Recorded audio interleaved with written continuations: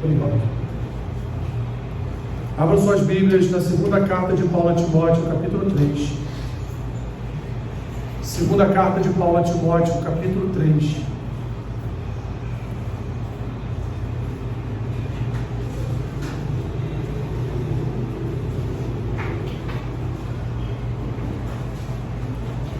Segunda carta de Paulo a Timóteo, capítulo 3.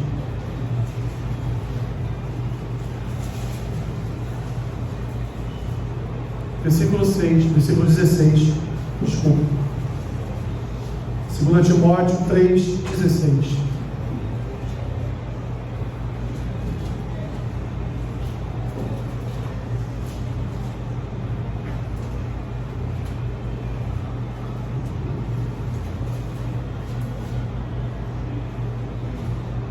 Amém? Diz assim o texto da carta de Paulo a Timóteo: toda a Escritura é inspirada por Deus e útil para quê? Para o ensino, para a repreensão, para a correção, para a educação na justiça, a fim de que o homem de Deus seja perfeito e perfeitamente habilitado para toda boa obra. Vamos fazer a leitura novamente desses dois versículos? Vamos juntos? Toda a Escritura é inspirada por Deus e útil para o ensino, para a repreensão, para a correção, para a educação na justiça, a fim de que o homem de Deus seja perfeito e perfeitamente habilitado para toda boa obra. Pai, nos abençoe nesta porção da Tua Palavra, em nome de Jesus. Amém. Podem sentar, meus irmãos. Isso já deve ter acontecido com você alguma vez. Uma vez eu comprei um produto que precisava ser montado.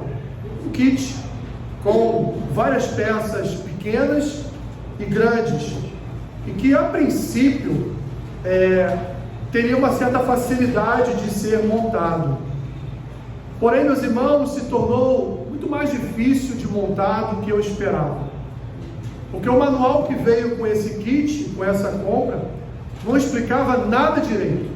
Era tudo muito confuso. Parecia até que as numerações dos parafusos estavam colocadas em desordem, numa ordem que não era a correta. Tive então que jogar o nome do produto no YouTube, recorrer ao YouTube, e ali então consegui um único vídeo, graças a Deus por isso, que me ensinava passo a passo a fazer aquela montagem. Uma montagem que eu esperava durar 30 minutos, durou cerca de 3 horas. Eu levei toda a tarde para montar aquele kit aos trancos e barrancos. No final de tudo, eu consegui, até que ficou bem montado. Mas não foi fácil. E não foi fácil por quê? Porque muitas vezes ali durante a montagem eu tive que recorrer a uma certa paciência para entender o que eu estava fazendo. Por quê, meus irmãos? Porque o manual não veio explicando corretamente como montar aquela peça, como montar aquele kit. Diferente de um manual de montagem incompreensível, a Bíblia, meus irmãos, é um manual de montagem das nossas vidas, e um manual que ele é completamente autoexplicativo. Porque a Bíblia, ela é um manual da nossa formação pessoal. A Bíblia, ela nos modela todos os dias, e por isso que nós somos levados a ler as Escrituras todos os dias, porque todos os dias nós somos modelados à aparência de Jesus. O próprio apóstolo Paulo nos convida a cada dia participarmos mais dessa aparência de Cristo, de sermos mais parecidos com Jesus. E o próprio nome cristãos, significa pequenos cristos, pessoas que parecem com o seu Senhor. E esse é o alvo da palavra de Deus, nos fazer cada dia mais parecidos com Jesus, nos conduzindo à santidade e a uma aparência com Deus, ou seja, restaurando em nós a nossa primeira condição como homem descrita lá no Éden. Então, somos alcançados pelo poder da palavra, no sentido, meus irmãos, de todos os dias nos parecermos mais e mais com o Senhor Jesus. E é por isso não só por isso, mas por conta de outras coisas, que o texto depois vai falar a respeito da fidelidade de Timóteo na sua pregação, que pessoas teriam comichões nos seus ouvidos e não iriam querer ouvir a verdadeira palavra de Deus, e Timóteo tinha que estar preparado para isso. O texto vai seguir aqui o seu ritmo, mas olhando para esses 2 versículos que nós acabamos de fazer a leitura, meus irmãos, Paulo, ele entendeu isso. Paulo entendeu que somente pela palavra ele viria a se parecer mais e mais com Cristo todos os dias, e ele ensinou isso aos seus discípulos. E dentre esses seus discípulos, Timóteo era um deles, era um dos seus filhos da fé, no sentido do ministério pastoral, porque verdadeiramente Timóteo já era filho e neto de crentes.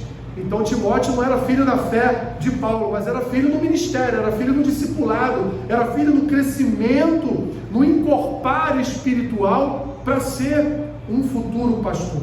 E Paulo então disse a Timóteo: Timóteo, olha, tudo aquilo que a sua mãe e a sua avó lhe ensinaram desde a infância, desde criança, é o que diz aqui nos versículos 14 e 15, desde que você era pequenininho, você é ensinado nas Escrituras, você, portanto, conhece as Escrituras. Então eu quero aqui, Timóteo, exortar você para que você continue a andar nos caminhos do Senhor e que você agora, na incumbência de ter em suas mãos o ministério de um pastor, você venha ensinar as Escrituras, como sua mãe, sua avó, eu e tantos outros no decorrer da sua vida, ensinamos as Escrituras a você. É o que ele diz: toda a Escritura é inspirada por Deus e útil para ensino, repreensão, correção, educação na justiça. Para quê? Para formar no homem o caráter de Deus, para formar dia a dia no homem essa perfeição, habilitando o homem, preparando o homem para que ele, como Pedro vai falar em uma das suas epístolas, para que o homem dê razão da sua fé, para que o homem possa proclamar a sua fé. E não poderemos proclamar a nossa fé se nós não conhecermos o que? O livro da fé. Portanto, meus irmãos, olhando para esta palavra que Paulo entregou a Timóteo através de 2 cartas que ele escreveu para o seu filho no ministério, eu quero aqui trazer aos irmãos um quadro de formação das Escrituras. O que isso significa? As Escrituras, ela apresenta um quadro de formação teológica e histórica na humanidade. Esse quadro está dividido em 4 partes. Você nunca mais vai esquecer dessas 4 partes, se é que você já não sabe. A primeira parte é: Deus é o Deus da criação. Deus criou. A segunda parte que as Escrituras nos apresentam é o homem pecando. Então temos como segundo quadro a queda do homem. No terceiro quadro que nos é apresentado por Deus na sua palavra é o quadro da redenção. Já na queda, Deus prometeu a redenção através do filho da mulher, que seria ali ferido no seu calcanhar, mas que viria a pisar, esmagar a cabeça da serpente que enganou Adão e Eva. E por último, o último quadro que nós temos nas Escrituras é a consumação, o fim de todas as coisas. Então, se alguém hoje perguntar a você: a Bíblia tem alguma divisão? Tem, ela é dividida em livros, mas para que você entenda a Bíblia de uma forma contextualizada, ela é dividida em 4 partes: criação, queda, redenção com a vinda de Cristo e consumação, o fim de todas as coisas, registrado registrado no livro de Daniel, no Antigo Testamento, registrado nos 2 livros de Paulo aos Tessalonicenses e registrado ainda também no livro de Apocalipse e ainda no sermão profético do Senhor Jesus, registrado em Mateus, a partir ali do capítulo 24 em diante. Então temos aqui, meus irmãos, um quadro de formação, e por isso Paulo diz a Timóteo: toda a Escritura é útil para o ensino. É por isso que Paulo exorta Timóteo a continuar e prosseguir em conhecer a palavra de Deus, porque, meus irmãos, ao conhecermos toda a Escritura, nós entenderemos os planos de Deus para as nossas vidas, e assim seremos habilitados, perfeitamente habilitados, para apresentar a outras vidas o plano de Deus. Se alguém hoje perguntasse a você, você passasse do lado de um, vamos aproveitar o carnaval, você passa do lado de um bloquinho de carnaval só para ir na padaria comprar pão, e alguém do bloquinho lá lembra de você, te conhece, sabe que você é crente, aí pergunta lá, te puxa assim, né? Não entra no bloquinho não, hein? Fica do lado de fora. Te puxa assim pro cantinho e te pergunta, olha, eu estou aqui, mas estou sentindo algo no meu coração, não queria estar aqui. Poxa vida, o que você teria a me dizer a respeito das Escrituras hoje? O que a palavra de Deus diz a respeito de eu estar aqui no bloquinho, no carnaval, né? Aí você, vai coçar a cabeça, rapaz, não, assisti lá o vídeo do pastor Alessandro, ele falou algumas coisas lá, eu vou agora atacar a Bíblia nessa pessoa, né? Aí você vai lá e dá razão da sua fé. Você consegue se comunicar com aquela pessoa, né? Sem antes falar em mistérios, sem antes falar em línguas, né? Você vai se comunicar com aquela pessoa falando das Escrituras, falando da palavra de Deus, comunicando a ela aquilo que você tem aprendido dia a dia. E assim, meus irmãos, dentro desse quadro da criação, da queda, da redenção e da consumação, nós temos aqui uma contextualização das Escrituras e precisamos entender essa contextualização. É isso que eu quero trazer para vocês hoje. Uma contextualização de toda a Escritura, de toda a palavra de Deus, se é que isso é possível num breve tempo de pregação que eu tenho. O primeiro quadro que nos é apresentado, meus irmãos, é o quadro da criação. Quando olhamos para Gênesis capítulos 1 e 2, o que nós vemos ali é Deus criando a natureza, formando um ambiente necessário para a coroa da sua criação viver. Criando ali um ambiente adequado para que ele venha formar o homem. E depois da formação da natureza, da formação do homem, Deus termina dizendo o quê? Que tudo era bom. Em algumas traduções vai dizer que tudo era muito bom, né? Querendo dar uma ênfase naquilo que Deus criou, que de fato era bom.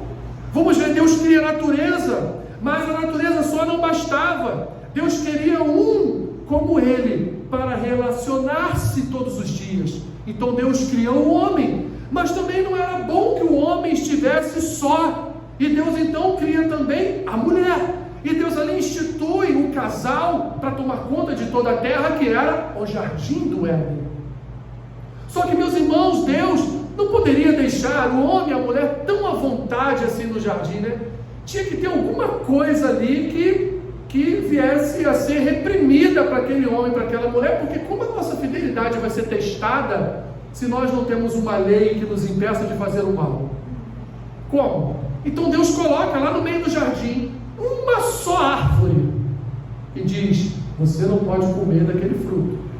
Conhecemos a história, né? Nem preciso aqui repetir do que aconteceu ali naquele momento. E aí, meus irmãos, nos é apresentado o segundo quadro, que é o quadro da queda, que é um quadro exatamente onde o homem desobedece a Deus, onde o homem conhece o mal, onde o homem pecou contra Deus. E ali, meus irmãos, se não tivesse um segmento do texto, nós poderíamos fazer a seguinte pergunta: estava tudo perdido? Depois do pecado de Adão e Eva, acabou? E agora? O que iria acontecer? Se você fizer a leitura do capítulo 3 de Gênesis, do versículo 1 até ali o versículo 4, 5, você vai pensar: já era, o homem está perdido, nunca mais terá um encontro com Deus. Só, meus irmãos, que Deus não poderia permitir que Satanás destruísse toda a sua criação. O plano de Deus era um plano para o homem permanecer ativo na sua presença, porque Deus ama o homem e não abre mão de salvá-lo. Deus ama o homem e não abre mão de relacionar-se com o homem, porque Deus nos criou para o relacionamento. Deus nos criou, meus irmãos, para nos amar. Deus nos criou, meus irmãos, para que estivéssemos ligados a Ele todos os dias, e todos os dias Deus visitava Adão na viração do dia. E numa das suas visitas ele viu, já sabia, né? Mas eu não quero entrar na transcendência do Senhor. Eu quero aqui falar das coisas terrenas. Deus ali como um homem disse: você pecou porque você está aí vendo Eva te vendo luz, e vocês estão com vergonha, vocês comeram da árvore do conhecimento do bem e do mal.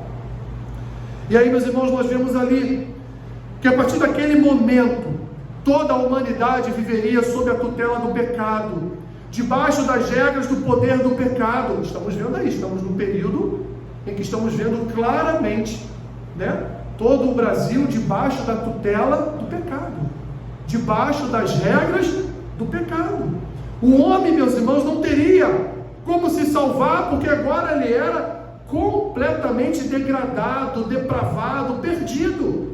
Ele não seria capaz disso, e somente Deus, assim como criou a natureza, criou o homem, somente Deus agora poderia intervir. E ele prometeu isso em Gênesis capítulo 3, versículo 15. E assim, portanto, meus irmãos, se desenrola toda a história de amor de Deus, do amor de Deus para com o homem, tendo como ponto central: Deus quer salvar o homem, Deus quer relacionar-se com o homem, Deus quer fazer parte da vida do homem, e Deus quer que o homem também faça parte da sua história, parte da sua vida. E a partir de Gênesis capítulo 3, o que nós começamos a ver é o mal se multiplicar em toda a humanidade. No primeiro momento ali com o pecado, no segundo momento com Caim matando o seu próprio irmão Abel, no terceiro momento já em Gênesis capítulo 6, quando nós vamos ver que Deus olha para a humanidade e diz: não tem solução, eu tenho que destruir tudo isso aí. Mas Deus acha, em meio a toda a sua criação, Deus ainda achou alguém que ainda guardava no seu coração os resquícios do Éden, os resquícios do início, os resquícios da sua criação. E Deus acha graça em Noé. Deus então dá ordem a Noé para que ele construa durante tantos e tantos dias uma arca, porque Deus destruiria tudo e traria para nós um segundo Gênesis, uma recriação de todas as coisas, mas preservaria o homem, preservaria a história do homem, porque Deus não poderia esquecer da sua promessa registrada em Gênesis capítulo 3, versículo 15. A partir de Noé, meus irmãos, Deus resolve então, em toda a sua descendência, escolher um para que ele venha formar um povo, para que ele venha separar um povo dele, para ele, e que viesse a viver por ele, um povo que seria diferente de todos os outros povos que estavam povoando a terra e pecando contra o Senhor, sendo infiel contra o Senhor e multiplicando a iniquidade em todas as gerações. Deus separa lá de Ur dos Caldeus um homem chamado Abrão. Ele, sua esposa e seu sobrinho são levados para uma terra, e lá então Deus diz a ele: esta terra aqui um dia será da sua descendência, essa terra aqui um dia será do povo que eu estou separando para me louvar, para me adorar, um povo que eu vou separar para ser meu, porque eu sou Deus zeloso, ciumento, e tenho amor pelo meu povo, e não aceito que o meu povo sirva a outros, entre aspas, a outros deuses. Deus separa Abraão, trabalha na descendência de Abraão, mesmo com o pecado de Abraão, com Agar, mesmo com o nascimento de Ismael. Deus cumpre a promessa feita a Abraão e Sara, e Deus então dá um descendente agora que não seria o descendente ímpio de Ismael, mas seria descendentes santos de Isaac. O problema é que não foram tão santos assim, né? Porque de Isaac nasce Jacó e Esaú, e os irmãos no ventre de Rebeca já estavam guerreando, já estavam lutando um contra o outro, porque já havia uma promessa de que o menor seria na verdade o maior na casa de Isaac.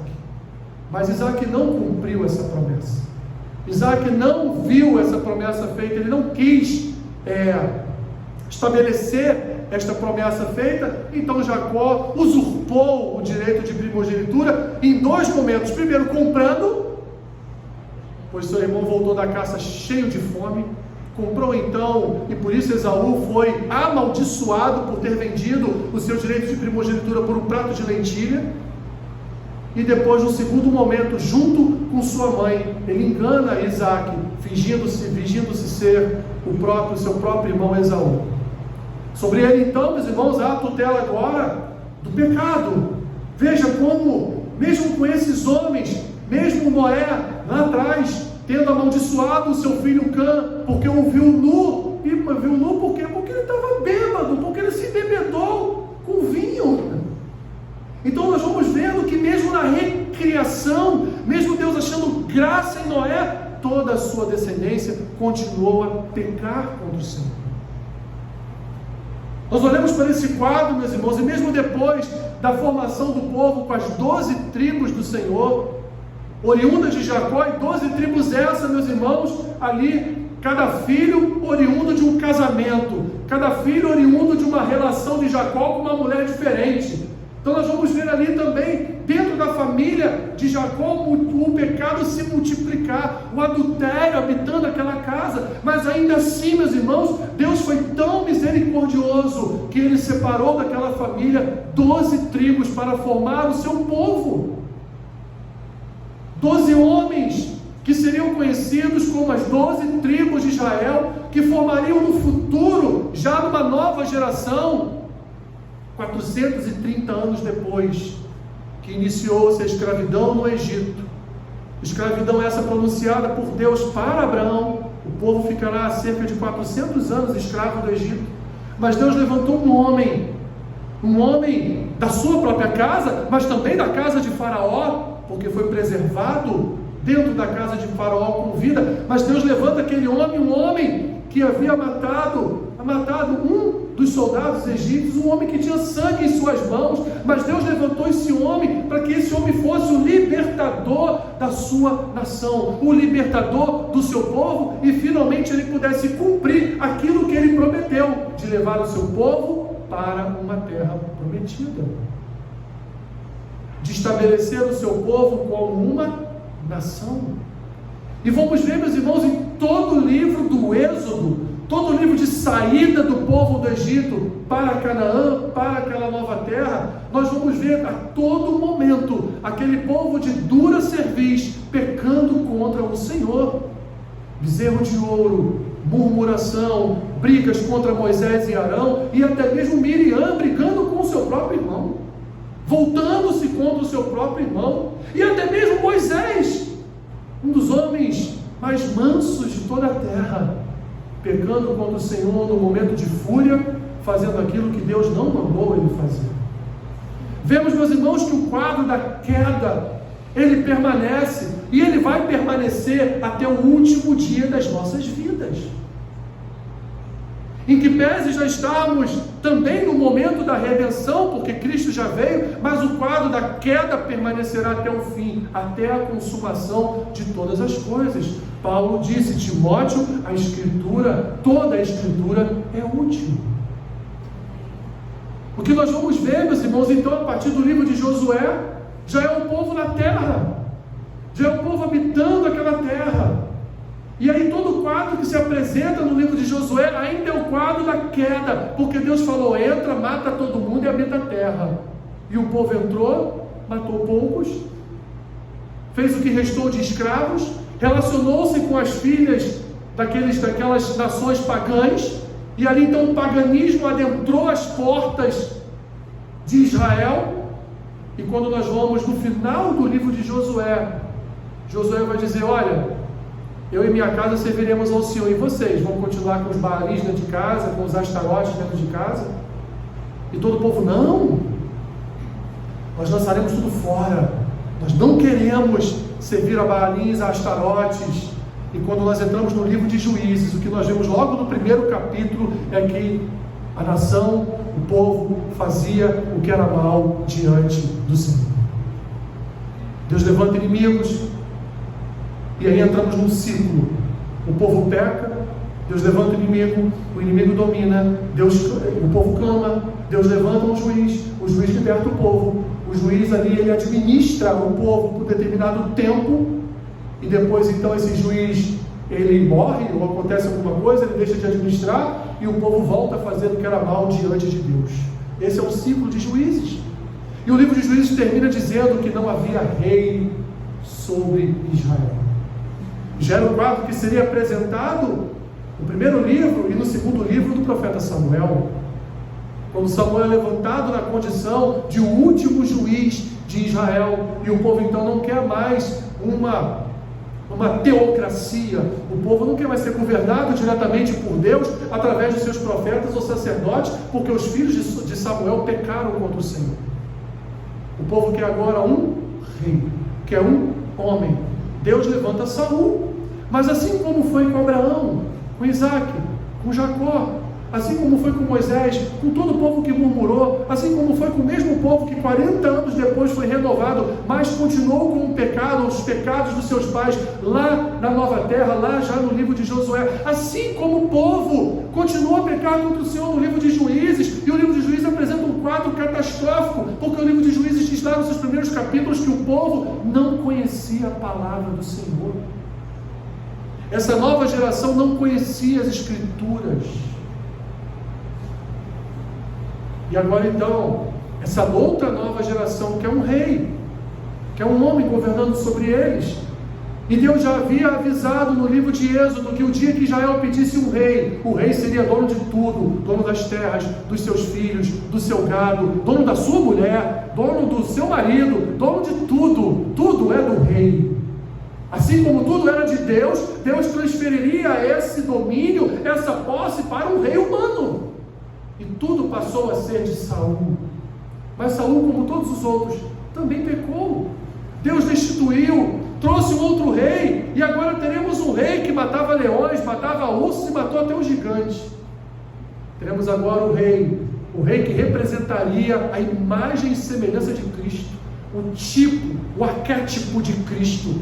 Davi realmente, de fato, a gente pode olhar para Davi e no aspecto do seu coração, olhar para ele no sentido de que Davi talvez tenha sido um dos homens da Bíblia mais parecidos com o Senhor Jesus. Até porque Deus falou que ele foi um homem segundo o meu coração. E o quadro da queda continua, meus irmãos. Continua percorrendo toda a Escritura. Vem os tempos então, os tempos dos primeiros reis. Saul é morto junto com seu filho, Davi é alçado ao trono, unifica a nação, derrota definitivamente os filisteus, e ali então vai derrotando todos os seus adversários, para no futuro entregar esse reino a um filho, que seria um filho da paz, Salomão. Mas Davi pecou, Davi teve sangue nas suas mãos, e o sangue das suas mãos foi transferido para as mãos de todos os seus filhos. A espada nunca se apartou da família de Davi, porque foi promessa de Deus para ele: você matou um homem inocente, você lançou Urias à frente de guerra como um homem inocente. Salomão é alçado então, em meio a guerras, batalhas e mortes, ele é alçado à condição de rei. Constrói o famoso templo de Salomão, onde ali, portanto, Deus habitaria, e ali Deus conduziria novamente sua nação, já que não existia mais a figura do tabernáculo, construído por Moisés, lá no Êxodo ainda. Deus estaria agora enchendo aquele lugar da sua glória, da sua Shekinah. Salomão começa muito bem. O que tu queres, Salomão? Eu quero sabedoria. Salomão se torna o homem mais sábio de toda a terra, conduz a nação em sabedoria. Mas Salomão, assim como Abraão, Isaac, Jacó, Moisés, o povo em Josué, Juízes e os primeiros reis, Salomão também peca. Enche o seu palácio de mulheres, se junta com mulheres, filhas de pagãos, e o pior, profana o templo de Deus, permite que sacerdotes venham acender incensos aos deuses do paganismo dentro do templo onde estava a glória de Deus. E Deus mostra isso a Ezequiel. Ezequiel, vamos lá, vou te levar até o templo para você ver o que está acontecendo lá dentro. Imagens de Baal desenhadas na parede, imagens de Astarote, de Moloque desenhadas nas paredes do templo. O templo que antes estava cheio da glória de Deus, agora a glória de Deus foi rebaixada à idolatria para os deuses do paganismo. Salomão vai no fundo do poço. Salomão se afunda completamente. E depois da sua morte, acontece aquilo que foi proclamado pelo profeta: haverá divisão novamente no reino por tua causa. E Jeroboão e Roboão brigam. Há uma divisão no reino, e a partir de agora em Israel não tem mais só um rei, agora são dois reis, o rei do sul e o rei do norte. E há agora uma sucessão de reis do norte que todos pecaram contra o Senhor. E algum tempo depois o Senhor veio, trouxe o rei da Síria, levantou uma nação como ele fazia em Juízes. Ele levantou uma nação, mas agora uma nação que viria destruir por completo o reino do norte. 100 anos depois da destruição do reino do norte, Deus levanta a Babilônia de Nabucodonosor para destruir também o reino do sul, mas não por completo. Haveria um remanescente que seria ali transportado para a Babilônia. E 70 anos depois, um monarca chamado Ciro e outro Dario produziriam ali o retorno do povo de Deus para a sua terra, para a reconstrução dos muros da cidade e também do templo, para a adoração voltar, para o louvor voltar, para os sacrifícios voltarem. Mas não só isso, meus irmãos, ao retornarem os judeus, ou os israelitas, ou os hebreus, como queira chamar, estavam casados com mulheres da Babilônia, com mulheres de outras nações. Então eles tiveram que deixar suas mulheres e filhos e voltar sozinhos para a terra, sem suas famílias, para que o povo fosse santo, para que esse remanescente fosse o remanescente de um povo santo. Mas antes disso, meus irmãos, vivemos os tempos dos profetas, tempos de repreensão, de exortação, mas tempos também de confirmação, de Gênesis capítulo 3, versículo 15. Quando Isaías, Jeremias, Daniel, Ezequiel, Joel, Oséias, Miqueias, Jonas, Malaquias, Zacarias, Abacuque, quando todos eles proclamaram que um dia haveria redenção para o povo, que o povo pecou, o povo estava dentro do quadro da queda ainda, mas haveria um Redentor, haveria um Salvador, haveria um que restauraria todas as coisas do povo de Deus. Passamos 400 anos, meus irmãos, 400 anos sem Deus levantar uma voz profética no meio do seu povo, que é a sua folhinha no meio da sua Bíblia, aí dividindo o Antigo e o Novo Testamento, aquela folhinha em branco, representa 400 anos em que Deus permaneceu em silêncio, em que Deus permaneceu preparando o seu povo para receber o terceiro quadro das Escrituras, a redenção. Nasce Emanuel, Deus conosco. Nasce aquele que, segundo está registrado em Mateus capítulo 1, veio para salvar o seu povo dos seus pecados. Durante todo o Antigo Testamento, Deus, ao contrário do que deveria ser, Deus clamou para se relacionar com o seu povo, e o seu povo não quis se relacionar com o seu Deus. Durante todo o Antigo Testamento, Deus foi longânimo, paciente. Deus de fato nos mostrou o seu amor, a sua graça, a sua misericórdia registrada no livro de Lamentações. Deus mostrou que Ele queria cumprir o propósito para o qual havia criado o homem, que era se relacionar com o homem. Deus correu, durante toda a história do Antigo Testamento, Deus correu atrás dos homens.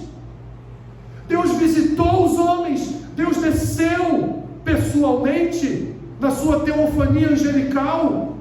Deus manifestou-se através de profetas, Deus manifestou-se através de uma mula.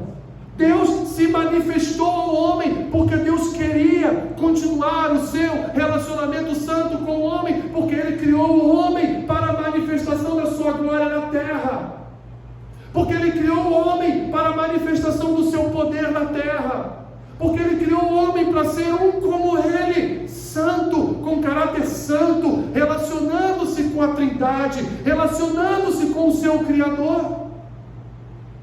Mas o homem fugiu de Deus em toda a história, como o homem continua a fugir de Deus até hoje.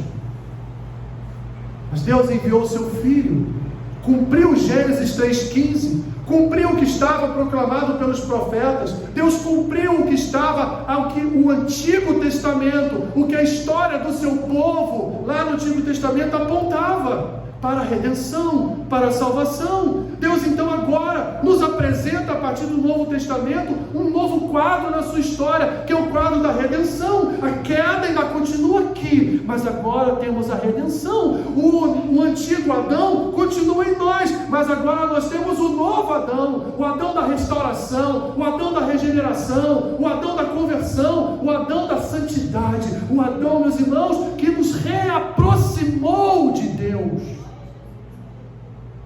O Adão que nos reconduziu à presença de Deus.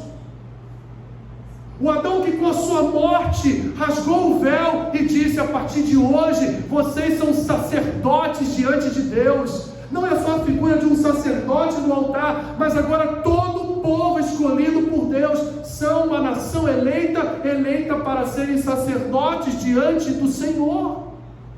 Agora nós estamos diante de Deus, dentro do quadro da redenção, nos relacionando novamente com Deus, mesmo ainda dentro do quadro da queda, mesmo ainda pecando, mesmo ainda com os nossos corações de vez em quando querendo correr desesperadamente para fazer aquilo que é mal. Mas hoje, meus irmãos, quando nós olhamos para a nova natureza implementada em nós através da vida, morte e ressurreição de Cristo, nós olhamos e nós vemos que o Senhor foi o nosso Redentor.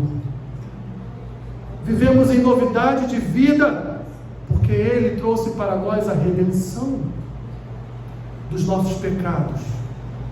Ele trouxe para nós a remissão de cada um dos males que existiam na nossa alma. Timóteo, toda a Escritura é útil. Toda a Escritura é útil. Eu não vou nem falar muito sobre a consumação, porque a consumação também já chegou. Vivemos, portanto, hoje, meus irmãos, os 4 quadros que as Escrituras nos apresentam. Fomos criados com a coroa da criação e para a glória de Deus. Caímos, mas Deus, o nosso Redentor, nos levantou da queda, restaurou a nossa sorte, e Ele mesmo implementou em nós uma nova vida, uma novidade de vida, como o Caio falou aqui na semana passada, como está registrado lá em Romanos capítulo 12. Há agora uma nova mente trabalhando em nossas vidas, há uma nova identidade nos nossos corações, há um selo do Espírito Santo em nós. Porque nós, quando olhamos para as Escrituras, nós bebemos das águas de descanso registradas lá em Salmo 23. Porque quando nós olhamos para as Escrituras, meus irmãos, nós olhamos para a nossa própria história.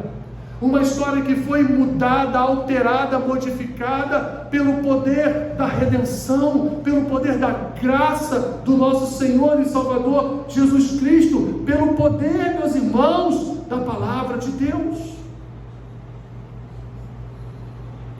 Mas está chegando o tempo, meus irmãos, está chegando o tempo em que, sendo redundante de propósito, a consumação será consumada, porque nós vivemos os 4 tempos, vivemos os 4 períodos históricos das Escrituras: criação, queda, redenção e consumação. Nós já estamos caminhando para o final, já estamos caminhando em passos largos. É só olhar para tudo o que está acontecendo no mundo, e nós veremos, meus irmãos, o fim de tudo na terra. Governos, autoridades, nações desta terra serão julgados e condenados pelos seus pecados. A volta de Jesus será um marco de divisão entre o lago de fogo e enxofre e a nova Jerusalém. Pois no final de tudo, só haverão dois caminhos: o lago de fogo e enxofre, ou a Nova Jerusalém. Na consumação, meus irmãos, nós experimentaremos o resultado de nossas vidas terrenas. E João, no Apocalipse, nos apresenta um quadro desastroso. O desastroso destino dos que viveram vidas dissolutas e o maravilhoso destino dos que andaram com Deus, dos que foram alcançados pela redenção de Jesus. Se no Éden, meus irmãos, havia um símbolo da obediência e do amor do homem para com Deus, a árvore do conhecimento do bem e do mal no meio do jardim, na Nova Jerusalém será o contrário. Na Nova Jerusalém nós teremos lá, meus irmãos, o símbolo do amor de Deus para com o homem, porque todos experimentarão da árvore da vida. Todos nós comeremos da árvore da vida. Quero concluir. Essa, meus irmãos, essa é a história que Deus nos preparou. E como nós, como igreja, podemos, meus irmãos, negligenciar esse conhecimento? Em 40 minutos, não sei, em 41 minutos e 21 segundos, eu falei de forma bem resumida toda a Bíblia. Não entrei em muitos detalhes no Novo Testamento, porque o que interessa a nós no Novo Testamento é Cristo ali no primeiro momento. Mas Paulo escreveu suas cartas, Pedro escreveu suas cartas, todos eles entenderam o propósito para o qual Deus os chamou. E Paulo então diz a Timóteo: Timóteo, você precisa conhecer toda essa história, e não só isso, você precisa ensinar toda essa história, porque a igreja precisa conhecer toda essa história. Porque, meus irmãos, é através dessa história que Deus se apresenta à humanidade e cuida da sua igreja. Não tem outra história a ser contada, não tem outro livro a ser apresentado. O livro que conta a nossa história, a história de Deus, e é utilizado para apresentarmos Deus a alguém, é a Bíblia.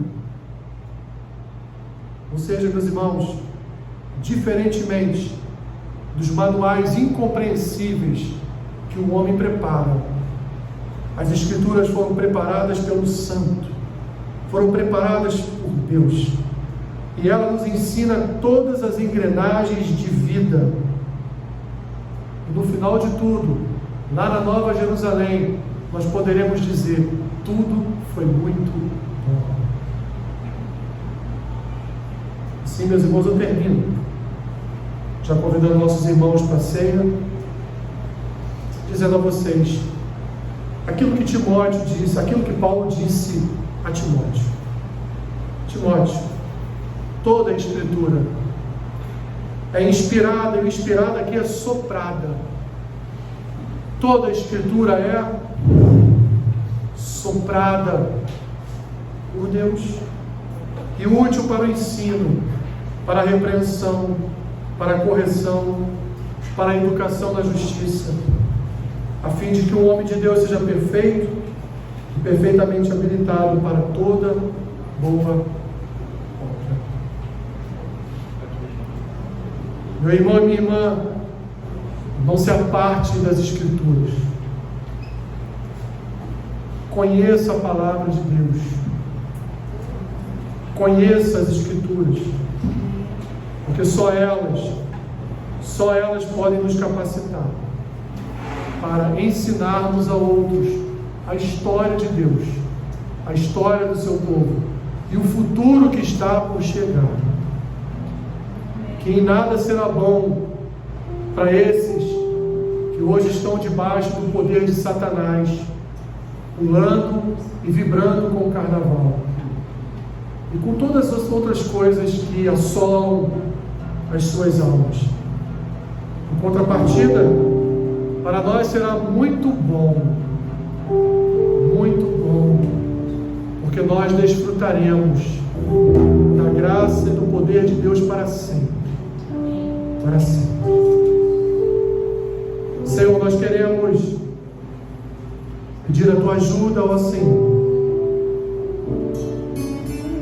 porque só a tua palavra é que nos purifica, nos santifica. Só a tua palavra liberta a nossa alma dos perigos da morte. Só a tua palavra é que nos conduz, Senhor, à santidade. Só a tua palavra é que transforma aquilo que ainda precisa ser transformado dentro de nós. Nós temos essa frase de Paulo a Timóteo em nossos corações: toda a Escritura é útil. Todas as histórias da tua palavra são úteis para nós, Senhor. Por isso, nos ajude a conhecer e prosseguir em conhecer a tua palavra, para que através das nossas vidas o teu nome seja exaltado, o teu nome seja magnificado e ele seja proclamado com poder e autoridade a outras vidas para serem alcançadas pela tua graça. Em nome de Jesus, eu abençoo o Senhor o pão e o cálice que serão agora ministrados sobre a tua igreja. Permita-nos, Senhor, participarmos da tua mesa nesta manhã,